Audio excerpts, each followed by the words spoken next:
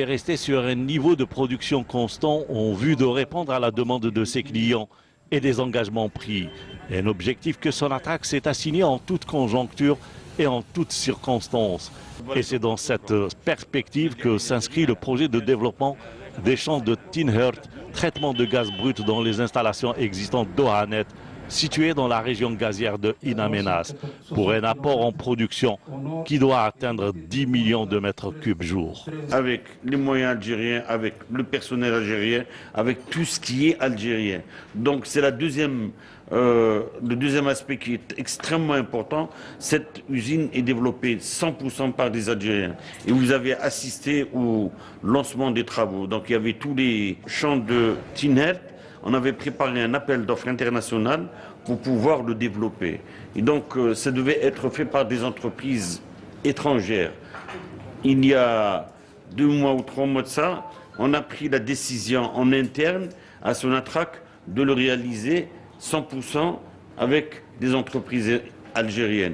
Et pour réaliser cet important projet de raccordement de 50 puits pour une valeur de 27 milliards de dinars, Sonatrach a fait appel directement à des entreprises algériennes, 5 au total, l'ENGCB, l'ENGTP, Cosider, ENAC et Infratel pour la fibre optique. Aujourd'hui, on est là parce que c'est un projet qui a été confié initialement aux étrangers, mais si vous vous souvenez bien, la signature de ce contrat a été signée lors de l'inauguration du projet de Rgen. Donc, il y a peu de mois, nous sommes ici. Donc, c'est un challenge pour les entreprises nationales et notamment les filiales qui sont un atout pour Sonatrach. Pour aujourd'hui, à peu de mois, on lance le 1er juin de soudage. Donc, on fait le développement.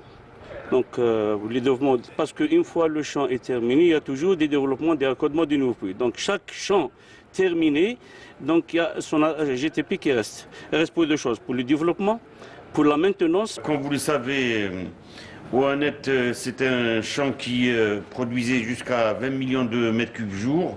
C'est une usine qui date des années 2000. Qui arrive en fin de cycle, c'est-à-dire que nous n'avons plus assez de gaz pour la faire fonctionner. C'est un challenge pour toutes les filiales du groupe Sonatrach. Et ça, c'est très important pour nous, ça nous encourage. Donc on s'inscrit totalement sur la politique du pays, du gouvernement, qui favorise donc le travail des Algériens et le travail national.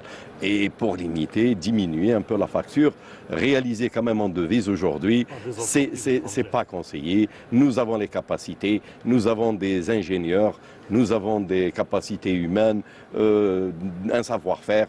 Je ne vois pas pourquoi aujourd'hui la réalisation de la confie à des sociétés étrangères.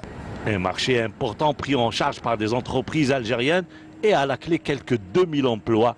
Et le plus important encore, ce projet exécuté par des entreprises locales fera gagner à Sonatrach une enveloppe de 300 millions de dollars en devises.